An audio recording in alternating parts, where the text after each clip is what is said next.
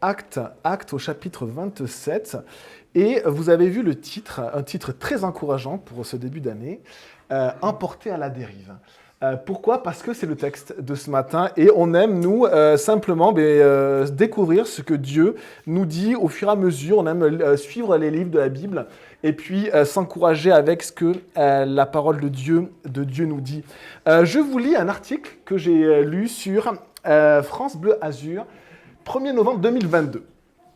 À Nice, ce mardi à 10h, une jeune femme sans abri de 19 ans a été emportée par le fleuve qui s'appelle le Paillon, donc c'est à Nice. Elle était avec son époux et un ami quand elle a perdu pied au bord du cours d'eau. Elle s'accroche alors à une bâche, mais elle est emportée. Elle dérive sur une distance inconnue en passant sous la promenade du Paillon. Ce fleuve qui traverse Nice a été recouvert entièrement depuis les années 70. La victime, dans le noir total, finit par être projetée hors du tunnel à l'embouchure du Paillon. C'est là que le fleuve termine sa course dans la Méditerranée. Ce mardi matin, en raison des forts orages, le débit est très violent. La jeune femme se laisse flotter, ne se débat pas, elle reste sur la bâche. La victime finit sa course en pleine mer, elle dérive alors au large. Alertée par un collègue, les pompiers partent pour la sauver à bord de leur navette. Malgré le déluge, la mer est calme, belle et agitée. Et peu agitée, la jeune femme est repérée à 400 mètres au large, en pleine mer.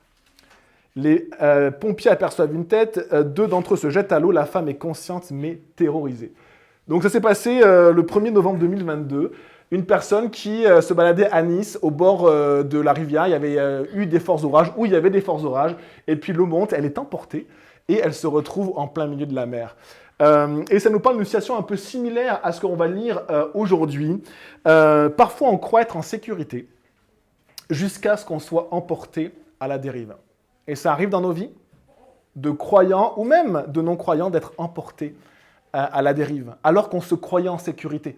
On croyait maîtriser en fait notre vie et nos projets. Alors on rentre dans le texte, Actes au chapitre 27, et on lit ensemble. Quand notre embarquement pour l'Italie a été décidé, page 730 de ces Bibles-là, on a confié Paul et quelques autres prisonniers à un dénommé Julius, officier de la cohorte impériale. Nous sommes montés sur un bateau d'Adramite qui devait faire voile vers les côtes de l'Asie, et nous sommes partis. Aristarque, un Macédonien de Thessalonique, était avec nous. Le jour suivant, nous avons abordé à Sidon. Julius, qui traitait Paul avec bienveillance, lui a permis d'aller chez ses amis et de recevoir leurs soins. Partis de là, nous avons longé l'île de Chypre parce que les vents étaient contraires. Après avoir traversé la mer qui baigne la Cilicie et la Pamphylie, nous sommes arrivés à Myra en Lycie. Là, nous avons trouvé un bateau d'Alexandrie qui allait en Italie. L'officier nous y a fait monter. Pendant plusieurs jours, nous avons navigué lentement. Et ce n'est pas sans difficulté que nous sommes parvenus à la hauteur de Cnide, où le vent ne nous a pas permis d'aborder. Nous avons alors doublé le cap Salmoné pour passer au sud de la Crète. Nous avons longé l'île avec peine et sommes arrivés à un endroit appelé Beauport, près de la ville de Lazée. Un temps assez long s'était écoulé et la navigation devenait dangereuse, car l'époque même du jeûne était déjà passée. C'est pourquoi Paul a donné cet avertissement. Mes amis, je vois que la navigation, verset 10, ne se fera pas sans dommage et qu'il y aura beaucoup de pertes, non seulement pour la cargaison et pour le bateau, mais encore pour nous-mêmes. Mais l'officier se fiait plus au capitaine et au patron du bateau qu'aux paroles de Paul. Comme le port n'était pas approprié pour hiverner, la plupart ont été d'avis de le quitter pour essayer d'atteindre Phénix, un port de Crète, orienté vers le sud-ouest et le nord-ouest afin d'y passer l'hiver. Un léger vent du sud s'est mis à souffler, et se croyant maîtres de leur projet, ils ont levé l'ancre et ont longé de près l'île de Crète. Mais bientôt, un vent violent, qu'on appelle Eurachylon, s'est déchaîné. Le bateau a été entraîné sans pouvoir résister au vent, et nous nous sommes laissés emporter à la dérive. Alors que nous passions au sud d'une petite île appelée Coda, nous avons eu beaucoup de peine à nous rendre maîtres du canot de sauvetage. Après l'avoir hissé à bord, ils ont utilisé les cordages de secours pour ceinturer le bateau. Dans la crainte d'échouer sur la Syrte, c'est un banc de sable, ils ont abaissé les voiles et c'est ainsi qu'ils se sont laissés emporter par le vent. Comme nous étions violemment battus par la tempête, le lendemain, ils ont jeté la cargaison à la mer. Et le troisième jour, ils ont jeté de leurs propres mains les agrès du bateau. Le soleil et les étoiles ne nous sont pas apparus pendant plusieurs jours et la tempête a été si forte que finalement, nous avions perdu tout espoir d'être sauvés. » La suite est plus sympathique que le début, mais parfois, la suite peut être dramatique. On a ici un texte dans Acte 27 qui nous est relaté par le rédacteur des Actes. Et le rédacteur des Actes, c'est le même que celui qui a rédigé l'évangile de Luc. C'est Luc. Et Luc, il écrit, il a récolté, il le dit, comme un historien, très bon historien, parce qu'on en a plein de termes de marine.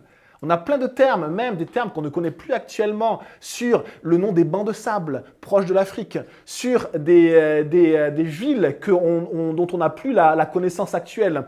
Et on a cette personne-là qui va écrire le récit de Paul. Et on commence le verset avec ceci. « Quand notre embarquement pour l'Italie a été décidé, on a confié Paul et quelques autres prisonniers à un dénommé Julius, officier de la cohorte impériale. » Et donc on avait fini le chapitre précédent où Paul a été jugé plusieurs fois. Il en a appelé à l'empereur. C'est ce qu'un citoyen romain pouvait faire. Pourquoi ? Parce que les Juifs voulaient absolument en finir avec lui. Il a été contraint d'en appeler à l'empereur. Et le verset précédent nous dit ceci, de Acte 26, 32. « Agrippa dit à Festus, cet homme aurait pu être relâché s'il n'en avait pas appelé à l'empereur. » On pense que s'il avait été relâché, les Juifs l'auraient assassiné. Et donc, contraint d'aller d'en appeler à César, Paul, l'apôtre Paul, qu'on appelle Saint Paul, l'apôtre Paul, qu'est-ce qu'il fait ?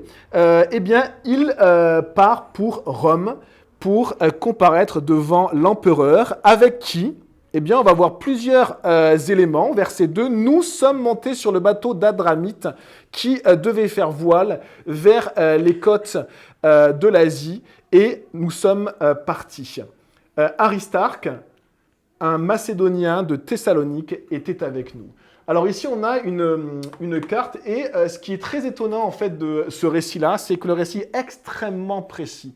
Et pourquoi il est extrêmement précis ? On peut suivre quasiment à quelques miles près où se situait en fait l'embarcation de Césarée. Césarée, c'est le port qui est en Israël, c'est aussi la cité administrative romaine. Ils vont faire ce trajet jusque à Rome. Et ce trajet est extrêmement précis. Pourquoi ? On lit dans le verset 2, « Nous sommes ». Donc on voit que Luc, en fait, est avec l'équipage. Il est là, il va vivre, c'est un témoin oculaire, il va vivre tout ce périple et il va noter précisément tout ce qui s'est passé. Et on a des termes, comme à l'habitude de Luc, qui sont extrêmement précis. Certains termes utilisés que dans certaines villes, des termes techniques de la marine, des termes aussi techniques au niveau géographique. Et on voit la rigueur de Luc qui a simplement, finalement, vécu cela et qui l'a noté. Mais avec Luc, on voit qu'il y a un certain Aristarque. Alors Aristarque, c'est une personne qui accompagnait Paul depuis un certain temps. On voit Aristarque dans Acte 19. Dans Acte 20, on voit que jusqu'en Asie, c'est pour un autre voyage. L'Asie, c'est ici. Donc c'est la Turquie actuelle. Ce sont des régions romaines. Donc l'Asie, il y avait, notamment pour accompagner Paul, il y avait un Sopater, il y avait un Aristarque de Thessalonique, une autre personne s'appelait Second, Gaius, Timothée, Tychique, Trophime, et on avait pas mal de personnes qui suivaient Paul. Ici, on a Aristarque et on a Luc qui sont avec Paul. Et on lit ceci dans les versets suivants. Dans les versets suivants, Julius qui traitait Paul avec bienveillance. En fait, ce qui est assez intéressant, c'est que malgré l'épreuve de comparaître devant la justice, qui est une épreuve incroyable, malgré le fait de risquer sa vie, presque chaque jour ou chaque semaine, on voit quand même la main de Dieu. C'est assez étonnant, des fois on vit des choses difficiles, et même dans les épreuves, parfois même les plus dures, on peut voir la main de Dieu. C'est très étonnant. Et là, Dieu a mis comme capitaine de la petite troupe armée qui va suivre Paul, comme c'était l'habitude à l'époque, cet homme-là, cet officier romain de la cohorte, appelée cohorte impériale, en fait c'est d'Auguste, hein, donc de l'empereur Auguste, donc c'était le nom de cette cohorte, de ce groupe de soldats, eh bien cet officier-là, eh bien, il a confiance en Paul. Alors Paul, ce n'était pas un condamné. Il n'avait pas une charge sur lui avec une condamnation à la clé. Il allait être jugé à Rome. Donc il n'était pas considéré comme un criminel ni un meurtrier, mais quelqu'un qui allait être jugé, donc il était quand même prisonnier, bien sûr. Et Dieu fait en sorte que, une nouvelle fois, un des responsables, eh bien, apprécie particulièrement Paul. On en avait eu un autre qui avait apprécié particulièrement Paul. C'était celui qui s'était saisi de lui à Jérusalem quand la foule juive voulait le tuer. Il s'était saisi de lui, il voulait le mettre au fouet pour l'interrogatoire, il a appris qu'il était romain et il y a une série d'événements où à chaque fois, cet homme-là, hein, qui s'appelle, je crois, Lucius, et je dois avoir son nom, Claude Lysias, pardon, eh bien, qui avait finalement protégé Paul, qui avait fait ce qu'il fallait jusqu'à l'emmener à Césarée, accompagné d'une grande escorte romaine. Et donc, on voit que Dieu continue à s'occuper de Paul. C'est pas parce qu'on est dans la galère que Dieu nous oublie. Mais parfois, et là, on va le voir, parfois, on se met nous-mêmes dans la galère. Et après, on crie à Dieu. Et parfois, on est emporté par des courants violents. C'est le thème de ce message ce matin. C'est le thème de ce texte. Alors, parce que il y avait une bienveillance de ce Julius, cet officier, eh bien, il autorise Paul à être accompagné par des amis, que Paul appelait des compagnons de service ou des compagnons d'œuvre, c'est-à-dire les personnes avec qui il servait Jésus. Et Paul considérait sa vie chrétienne pas comme une vie solitaire. Même dans le service, même dans ce qu'il faisait, il se faisait toujours accompagner pour servir ensemble. Et les personnes qui l'accompagnaient sous son leadership, souvent après, on les retrouve avec des responsabilités dans d'autres villes. On a cité Gaius, lui-même va accueillir l'église de Rome. On a cité Aristarque, il va être un compagnon même de captivité de Paul. Il va même à un moment donné être prisonnier avec Paul. On a cité Timothée qui va être un des pasteurs d'Éphèse. On a cité ces hommes-là, ces serviteurs-là, qui vont accompagner Paul. Et c'est de cette manière-là que Paul considérait son service pour le Seigneur, sa vie chrétienne, servir avec les autres le Seigneur. Servir ensemble le Seigneur. Et Paul ne se considérait pas comme lui seul serviteur du Seigneur ou comme si on devait le servir lui, mais il considérait que l'Église c'était des croyants qui servent ensemble Jésus et qui se servent les uns les autres. On va le voir au verset 3. Regardez le verset 3. Le jour suivant, nous avons abordé à Sidon. Alors regardez, on est à Césarée. Le voyage commence assez bien. C'est la flèche bleue. Et on part de Césarée, puis on va à Sidon, un port phénicien, qui est pas très loin. Ils mettent une journée, je crois, quand même. C'est le lendemain, je crois. Donc le jour suivant, voilà, nous avons abordé à Sidon. Julius, qui traitait Paul avec bienveillance, lui a permis d'aller chez ses amis et de recevoir leurs soins, sûrement accompagné par un ou deux soldats romains, comme c'était souvent le cas. Hein. On attachait un détenu, littéralement, à un soldat romain, donc il se formait une paire et il ne pouvait pas du coup se départir de finalement sa garde. Mais Julius lui permet d'aller chez ses amis. En clair, ce sont les croyants, les chrétiens qui sont dans la ville de Sidon et qu'il connaît. Il était déjà passé par Sidon et il veut les voir. Pourquoi ? Pour les encourager, pour leur faire du bien, mais aussi pour recevoir des soins d'eux. Le périple de Paul va être très très éprouvant. Hein, traverser la Méditerranée, c'est pas juste prendre un EasyJet et aller d'une ville à l'autre pendant quelques heures. C'était des semaines de navigation dans des conditions parfois vraiment difficiles. Hein, et peut-être qu'il a besoin de nourriture, peut-être qu'il a besoin de vêtements, peut-être aussi qu'il a besoin de soins physiques parce qu'il est prisonnier depuis un certain temps. Peut-être qu'il a des plaies et qu'il a besoin d'être soigné. En tout cas, on voit ceci, c'est qu'il va chez eux et reçoit de leur part des soins. Et c'est ça aussi l'Église, les amis. C'est donner et recevoir. Si vous n'avez jamais reçu, les amis, eh bien, commencez par donner. Parce que vous allez recevoir. Et c'est ça l'Église. Vous donnez, mais vous recevez. Et parfois, quand on donne, on se dit, la personne à qui on donne, elle va jamais pouvoir me redonner. Et bien, c'est une très bonne chose, parce que vous allez être surpris. Dieu nous donne quand on donne, de manière différente. Hein, c'est pas œil pour œil, dent pour dent avec Dieu. Ne dites jamais ça avec Dieu, parce que vous serez perdant, vraiment. Mais quand on donne, on reçoit. Et là, on voit cette belle communion qu'il y a dans les églises dans lesquelles Paul a passé du temps. Il va chez ses amis. Il y a marqué, il va chez ses amis. Hein, ce n'est pas les personnes qui le servent, ce n'est pas le grand apôtre avec les petits serviteurs de Jésus hein, qui sont... Non, ce sont ses amis. Dans l'Église du Seigneur, Dieu nous dit, il n'y a plus homme, ni femme, ni esclave, ni homme libre. Nous sommes tous égaux.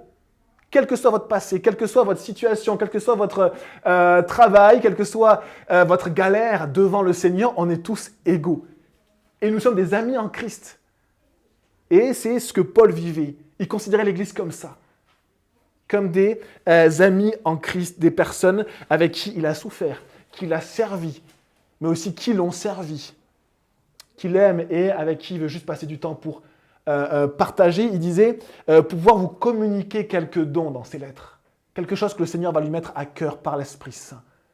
Et il donne et il reçoit également.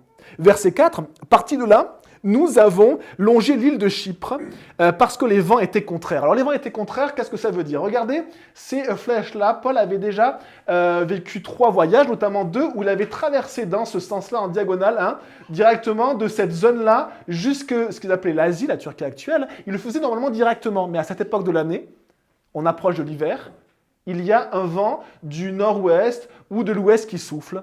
Et du coup, ils prennent un petit caboteur, c'est-à-dire un navire qui va de port en port et qui longe la côte. Et donc, ils longent la côte et ils continuent sur le côté. On a Chypre ici avec des régions montagneuses qui bloquent le vent. Et du coup, ils peuvent contourner l'île de Chypre. Et ils arrivent où ? Après avoir traversé, verset 5, la mer qui baigne la Cilicie et la Pamphylie, nous sommes arrivés à Myra en Lycie. Et donc on a les 2 régions romaines, Cilicie et Pamphylie, la mer qui longe ces 2 régions, et ils arrivent en Lycie ici, dans le port de Myra. Là, ayant trouvé un bateau d'Alexandrie qui allait en Italie, l'officier nous y a fait monter.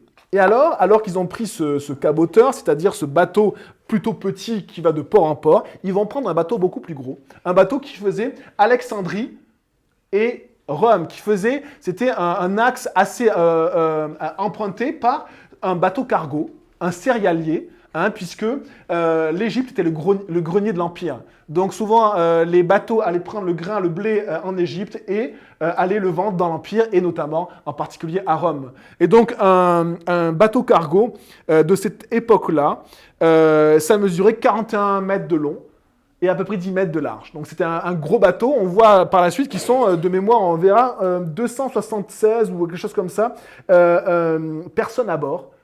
D'accord? Donc quasiment 300 personnes à bord de ce bateau-là. Et du coup, ils prennent ce grand bateau, mais qui n'était pas conçu forcément pour les petits espaces et pour voguer avec le vent de face. Hein? Verset suivant, verset 7, on lit ceci. Pendant plusieurs jours, nous avons navigué lentement. Et c'est là où commencent les difficultés. Pour l'instant, de Césarée jusqu'à Myra, ils sont plutôt pas trop mal débrouillés. Et puis, regardez ici, on a des difficultés qui arrivent. On lit le texte qui nous dit « Pendant plusieurs jours, nous avons navigué lentement. » Plusieurs jours pour faire ce petit bord ce petit trajet. Vous avez ici Cnide, qui est le port qu'ils voulaient atteindre. Et on lit ceci. « Et ce n'est pas sans difficulté que nous sommes parvenus à la hauteur de Cnide, où le vent ne nous a pas permis d'aborder. » Et donc, ils veulent aborder au port, ils ne peuvent même pas. Et du coup, ils changent leur itinéraire pour continuer vers Rome, donc, par le chemin qui est décrit ensuite. Nous avons alors doublé le cap Salmoné pour passer au sud de la Crète. Le cap Salmoné est ici, et ils arrivent au sud de la Crète. Les difficultés commencent, le vent est contraire, le bateau n'est pas très maniable, c'est un long courrier, on pourrait dire, hein, c'est un bateau cargo. Et on a ici cet équipage de 270 personnes à peu près qui est au sud maintenant de la Crète. Verset 8, nous avons longé l'île avec peine et sommes arrivés à un endroit appelé Beauport, près de la ville de Lazée. Alors ces 2 villes-là, hein, c'est la seule mention dans les textes de l'Antiquité. C'est Luc qui nous les donne. On ne sait pas exactement où c'est, non, au sud de la Crète. Et on en est là, on peut suivre leur trajet pas à pas. On a vraiment toutes les descriptions. On va même voir des termes ensuite. On ne le verra pas ce dimanche-ci, mais le dimanche suivant, ils vont ceinturer le bateau. Tout ça, ce sont des termes de la marine. Ils vont se débarrasser des agrès, il y a plein de termes comme ça. Et on est du coup au verset 9. Regardez les éléments de difficulté qui sont apparus. Je vous les cite avant de passer au verset suivant. Verset 4, les vents étaient contraires. Verset 7, nous avons navigué lentement, avec difficulté, et le vent ne nous a pas permis d'aborder. Et après, ils se retrouvent au sud de l'île de Crète. Ils ont longé l'île avec peine encore. Et là, ils sont du coup à Beauport, près de la ville de Lasée, comme on l'a dit. Verset 9. Un temps assez long s'était écoulé et la navigation devenait dangereuse, car l'époque même du jeûne était déjà passée. On a vu des difficultés. On a vu une difficulté à avancer, comme si les voyants petit à petit se mettaient au rouge. Et il faut savoir en fait que la Méditerranée, le cœur un petit peu de l'Empire romain, c'est où circulaient toutes les marchandises, était fermé, on pourrait dire, en hiver. Était fermé pourquoi? Parce qu'il était trop dangereux de naviguer en hiver. Alors là, en hiver, c'était plutôt mi-novembre, où on arrêtait de naviguer, mais définitivement. Et là, on est à quelle époque? On est juste un mois avant. On est un mois avant et il nous est dit, à l'époque même du jeûne était passée. L'époque du jeûne, c'est le grand jour des expiations du pays d'Israël et qui a lieu autour du 10 octobre. Donc en fait, on est quasiment en hiver, on est après même le 10 octobre, on est dans cette période où la navigation devient vraiment compliquée. Et un commentaire disait qu'elle était tellement dangereuse que la plupart des anciens, ceux qui avaient de l'expérience, y renonçaient pour hiverner là où ils se trouvaient. Et c'est ce qui va se passer par la suite, puisqu'ils vont essayer après d'hiverner. Mais on lit, un temps assez long s'était écoulé, c'est-à-dire qu'ils avaient prévu un certain temps pour faire ce voyage-là, et finalement, le temps était beaucoup plus long au final. C'est un peu comme nous, on fait des projets dans nos vies, et parfois, nos projets ne se déroulent pas comme prévu. En termes de temps, en termes de ce qu'on avait prévu, de finances peut-être, on a prévu quelque chose, et finalement, on a des difficultés, on est ralenti. Là, on est ralenti, mais ici, on est même dans une zone de danger. Ça devient même dangereux pour nos vies. Et verset 10. C'est pourquoi Paul a donné cet avertissement. Mes amis, je vois que la navigation ne se fera pas sans dommage et qu'il y aura beaucoup de pertes, non seulement pour la cargaison et pour le bateau, mais encore pour nous-mêmes. Et dans cette zone de danger, Paul va un peu dire ceci, il vaudrait peut-être mieux attendre que de tout perdre. Et dans nos vies, parfois, c'est un peu pareil. On fait des projets, les voyants se mettent au rouge les uns après les autres. Au début, c'est juste une difficulté, et après, c'est une situation même dangereuse pour nous. Et là, on choisit soit d'avancer dans une zone de danger où on peut être emporté par les courants, ou alors d'attendre. Et souvent, dans nos vies chrétiennes, plus on est jeune, moins on attend. On a des difficultés à attendre. Et le fait d'attendre, c'est souvent une caractéristique de l'expérience et de la sagesse. Ce n'est pas forcément lié à l'âge, mais c'est lié peut-être au temps que l'on passe avec le Seigneur et apprendre parfois à attendre. Moi, j'ai beaucoup de mal à attendre. Et ici, on a ce choix, soit continuer vers une zone dangereuse, soit attendre. Ce qui est intéressant, c'est que Paul intervient. Il est au milieu de 270 personnes. Il y a des soldats romains, il y a un capitaine de bateau, il y a un officier romain, il y a les marins. Et lui, il est prisonnier. C'est lui qui intervient devant tout le monde. Pourquoi ? Parce qu'au début, on ne le voit pas qu'il veut être au centre. Paul n'était pas quelqu'un qui voulait être au centre. Mais on sait une chose, c'est que Paul, et on se rappelle ceci, c'était un voyageur expérimenté, Paul. Regardez toutes ces flèches partout, c'est tous les voyages de Paul, à peu près 5000 ou 6000 kilomètres. sur la Méditerranée. Il avait pris différents bateaux. Il avait acquis pas mal d'expérience. C'était un peu un ancien de la navigation, même s'il ne s'occupait pas lui-même des cordages, des voiles et de lui-même faire naviguer un bateau. Mais il avait une expérience. Et il dit ceci dans une de ses lettres.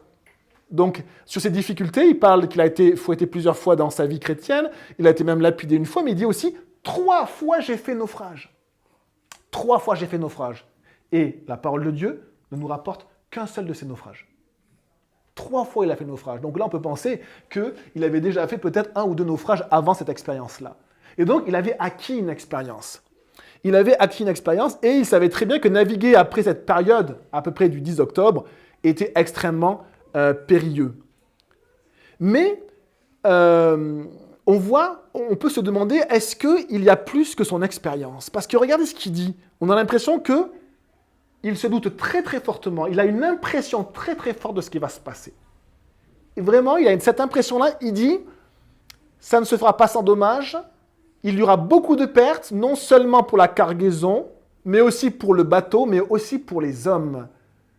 C'est comme si Paul ressent profondément que s'ils avancent, ils vont vivre des épreuves très très douloureuses où ils vont perdre beaucoup de choses. Et donc là, il y a à la fois son expérience de dire attention, mais il y a plus que son expérience. Il y a aussi autre chose que la parole de Dieu appelle le discernement. Qu'est-ce que c'est le discernement dans la vie chrétienne? Discerner.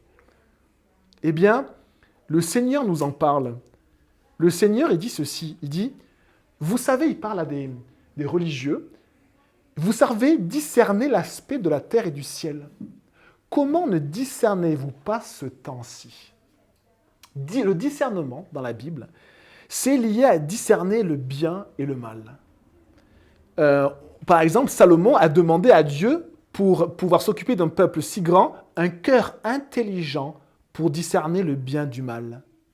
L'Épître aux Hébreux nous dit et nous encourage à exercer notre jugement pour discerner ce qui est bien de ce qui est mal. Philippiens nous exhorte à discerner les choses les meilleures. Discerner, qu'est-ce qui est bon pour moi? Qu'est-ce qui est dangereux? Qu'est-ce qui est le bien et qu'est-ce qui fait partie du mal? Et on a ici le discernement. Cette question de discernement, il y a effectivement l'expérience de Paul, mais il y a peut-être plus que cela. Il y a aussi peut-être son discernement. Il sait écouter Dieu. Le discernement, c'est être à l'écoute de Dieu. Apprendre à voir les signes que Dieu nous amène. Apprendre à écouter la parole de Dieu dans nos vies de tous les jours. Parfois, Dieu allume un voyant rouge. Et on se dit, bon, ben voilà, c'est la vie. Des fois, c'est difficile. Puis un deuxième, puis un troisième, puis un quatrième. Et là, on se dit, peut-être qu'il y a quelque chose à comprendre. Et alors, le discernement, c'est pas évident. Parce que des fois, il y a des voyants rouges qui s'allument, mais ils viennent de l'ennemi. C'est l'ennemi qui veut nous freiner. Et des fois, il veut nous faire croire qu'il faut nous arrêter. Et donc, c'est un voyant rouge qui s'allume, mais ça vient de l'ennemi. Et des fois, c'est le contraire. On a un petit vent du sud, un vent léger, on va voir par la suite, qui nous incite à continuer, alors que c'est un piège. Et on a besoin de quoi pour savoir qu'est-ce qui vient de l'ennemi ou qu'est-ce qui vient de Dieu? Du discernement. Le discernement, discerner ce qui vient de Dieu et ce qui ne vient pas de Dieu. Et si Paul discerne que s'il s'avance dans ce voyage, eh bien, ils vont avoir de graves soucis. Leur propre vie, leur bien et le bateau. Une collègue prof qui a exercé depuis peut-être une trentaine d'années, était rentrée dans sa classe et puis elle avait senti de suite que les élèves jouaient un peu avec elle. De suite. Et elle leur a dit, là, vous jouez avec moi. Ça fait 30 ans que j'enseigne, je ressens quand même les choses maintenant et je vois. Et donc, elle a recadré les choses et elle a pu faire court. Et là, c'est l'expérience qui parle. Et parfois, nous, l'expérience nous amène à discerner des choses. Ou discerner les situations, discerner les comportements, discerner les dangers aussi. Des fois, c'est simplement notre expérience qui nous amène à comprendre les choses. Et c'est une bonne chose. La parole de Dieu parle de l'intelligence, de la sagesse, acquérir ceci. Mais elle parle aussi de discerner quelque chose qui va au-delà de simplement l'expérience. Discerner ce qui vient de Dieu et de ce qui ne vient pas de Dieu. Et Paul, dans toute son expérience, on voit que c'est un homme qui a appris à discerner ce qui vient de Dieu et ce qui ne vient pas de Dieu. Et Jésus lui-même le dit aux responsables juifs. Vous avez de l'expérience, vous discernez les choses, mais vous ne savez pas discerner les temps de Dieu. Discerner ce que Dieu est en train de faire à ce moment dans vos vies. Qu'est-ce que Dieu est en train de faire dans vos vies? Est-ce que vous le discernez? Est-ce que vous le comprenez? Est-ce que vous le voyez? Ou alors est-ce que vous vivez de manière inconsciente et puis on va voir ce qui va arriver? Et on a ici cette situation où Paul prend la parole. Et c'est très étonnant parce que Paul, sans le vouloir, va devenir un peu le centre de cet équipage. On ne va pas forcément l'écouter, il va rester un prisonnier jusqu'au bout. Mais finalement, il va être la personne grâce à qui tout l'équipage va s'en sortir. S'il n'y avait pas eu Paul dans ce bateau, l'équipage aurait sombré dans la mer. C'est ce que la parole nous dit par la suite. Discerner les choses qui viennent de Dieu. Je vous dis maintenant une parole de Jacques qui parle aussi du discernement dans un certain sens, dans notre manière de vivre. Regardez ce que dit Jacques. À vous maintenant, c'est dans l'épître de Jacques, à vous maintenant qui dites, aujourd'hui ou demain nous irons dans telle ville. Nous y passerons une année, nous y ferons des affaires et nous gagnerons de l'argent. Jacques 4, verset 13. Et là, Jacques parle d'une personne qui a des projets dans sa vie. C'est bien d'avoir des projets dans sa vie. Donc les projets de cette personne, c'est quoi? C'est de déménager, d'aller dans une ville. C'est bien de déménager, de choisir là où on veut vivre. C'est bien. Ensuite, de passer une année, il fixe un temps dans cette ville. C'est bien de savoir de fixer un temps. Et ensuite, d'avoir des activités pour gagner de l'argent. C'est bien de gagner de l'argent, c'est pas mauvais. Et pourtant, Jacques est extrêmement critique. Extrêmement critique parce qu'il dit ceci.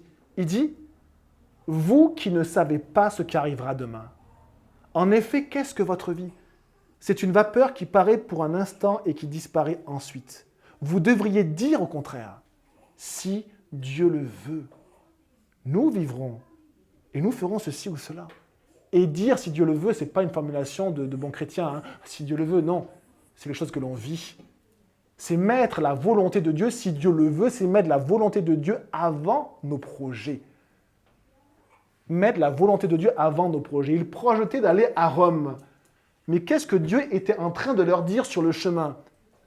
Que c'était difficile. Parfois, la vie chrétienne est difficile. Mais à un moment donné, on est dans une zone où il y a tous les voyants qui s'allument en rouge et c'est danger, danger. N'allez pas plus loin. Mettre la volonté de Dieu en premier avant mes projets. Et ça va nous apporter du discernement. Et peut-être pas tout le temps foncer la tête baissée. Parce que parfois on se prend des murs et ça fait mal à la tête. Hein, et on est tous comme ça, on a tous des expériences, moi le premier, hein, où voilà, on y va parce qu'on a trop envie de quelque chose.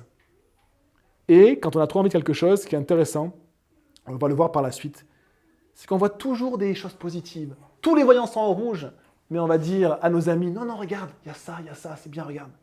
Un peu comme ici. Verset 11, mais l'officier se fiait plus au capitaine et au patron du bateau qu'aux paroles de Paul. Et on peut se dire, il a bien raison. On a un prisonnier qui vient de nulle part, là, et puis d'un coup, il parle, il dit qu'il faudrait tout arrêter, parce que, ou en tout cas mettre une pause, hiverner, hein, passer l'hiver dans un port. Pourquoi? Parce que c'est trop dangereux. Et l'officier, du coup, il a plusieurs sons qui arrivent à son oreille, plusieurs discours. Et nous, dans notre vie, c'est pareil. Lui, il a l'officier, il y a l'officier romain, il a le capitaine, il y a le propriétaire du bateau, et il y a ces hommes-là, et chacun a un avis différent. C'est compliqué dans la vie de se diriger quand on a des avis différents. Quel avis on va prendre, on va accepter? Eh bien, un petit conseil, choisissez les personnes qui mettent Dieu en premier dans leur vie. Déjà, elles seront de meilleurs conseils que ceux qui vous promettent la réussite, vous promettent que tout ira bien. Si Dieu le veut. Et deuxième petit conseil, écoutez quand les gens, surtout vos amis, vous disent des choses désagréables. Écoutez-les. Parce que ça veut dire que ce sont des véritables amis. Quand ils vous disent ce que vous n'avez pas envie d'entendre, dites-vous, tiens, je vais quand même considérer ce qu'il me dit. C'est tellement facile d'encourager toujours. Oui, c'est très bien, réussite. Ah, il y a un problème. Et tandis que peut-être qu'un ami de Dieu va peut-être vous dire quelque chose qui ne vous plaît pas. Attention, une petite mise en garde. fais attention, tu t'engages dans quelque chose qui a beaucoup de conséquences. Tu es dans une zone de danger. Une zone de danger où même tu peux y laisser beaucoup de plumes. Et même où tu peux périr, ça peut arriver aussi. Dans la vie de croyants, de personnes qui sont emportées par le courant, là ils vont être emportés par le courant, et qu'on ne revoit plus. Les courants de ce monde sont extrêmement puissants. Extrêmement puissants.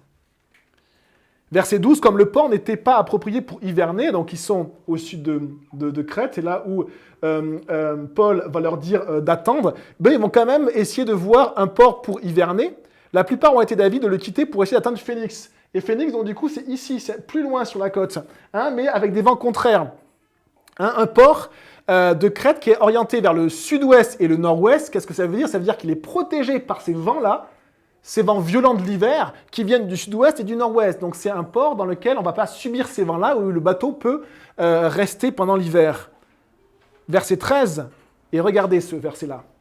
Un léger vent du sud s'est mis à souffler. Et, se croyant maîtres de leur projet, ils ont levé l'ancre et ont longé de près l'île de Crète. Mais bientôt, un vent violent qu'on appelle Eurachylon s'est déchaîné. Eurachylon, c'est un vent du nord-est qui soulève des puissantes vagues. Le bateau a été entraîné sans pouvoir résister au vent et nous nous sommes laissés emporter à la dérive. Un léger vent du sud. Le vent du sud, c'était ce vent-là dont ils avaient besoin pour naviguer. Un vent agréable. Est-ce que ce vent venait de Dieu peut-être? C'était Dieu qui nous disait oui, continuez. Comment savoir? Le discernement. Comment savoir? Mais les indications du texte nous disent ceci. L'officier se fiait plus au capitaine et au patron du bateau qu'aux paroles de Paul. C'est-à-dire qu'il a écouté toutes les personnes, à part la seule personne qui avait ce discernement sur le chemin à prendre.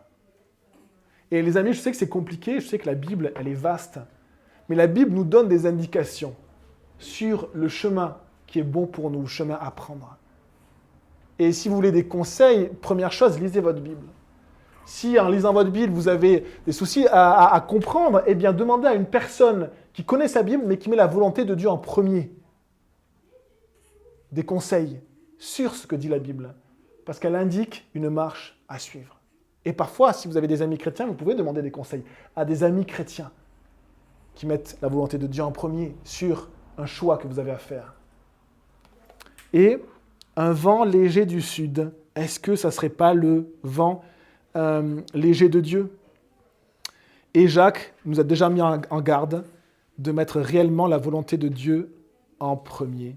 Regardez cette expression, se croyant, maîtres de leur projet. Ça qualifie vraiment l'être humain. Nous sommes des êtres indépendants, doués d'une liberté. Toutes nos perceptions sont centrées sur nous-mêmes et nous sommes chacun un peu des petits dieux. On a l'impression de maîtriser les choses. Et Jacques, le passage de Jacques nous dit ceci, il nous dit un peu insensé. Qu'est-ce que votre vie? C'est une vapeur qui paraît pour un instant et qui disparaît ensuite.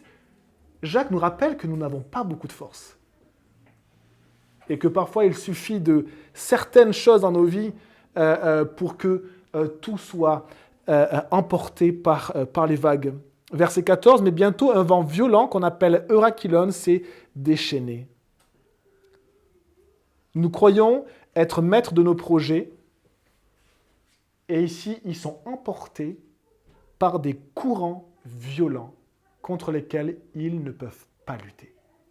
Par contre, et c'est comme la vie chrétienne les amis, les courants violents ne sont pas au niveau de la côte de Césarée, ni la côte de Sidon, ni sur cette partie-là, ni sur cette partie-là. Ah, là, ça commence à être un peu dangereux.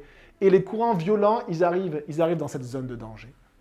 Et comme dans notre vie, parfois, on s'avance avec difficulté dans des zones un peu étranges, et puis on avance encore, jusqu'à arriver dans des zones de danger. Sachez une chose, c'est qu'on a l'impression, on dit souvent, tout va bien, je joue un peu avec le feu. Vous connaissez cette expression? Je joue un peu avec le feu. Tout va bien.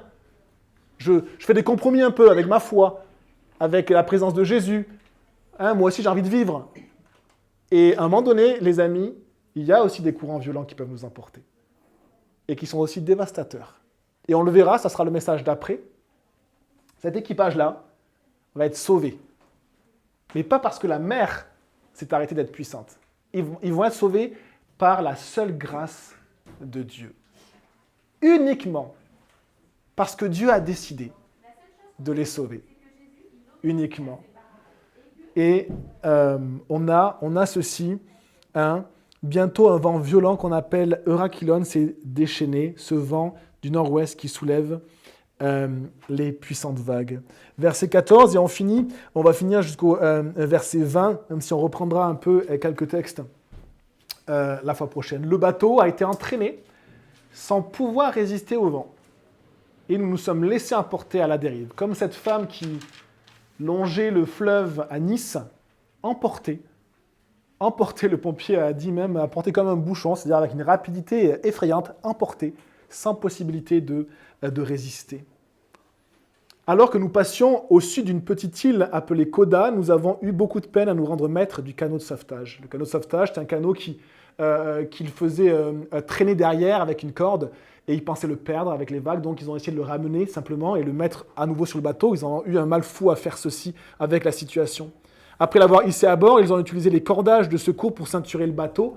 On pense que c'était comme des câbles qu'ils tendaient horizontalement sur la largeur du bateau pour maintenir la coque encore plus solide face à la puissance de la tempête.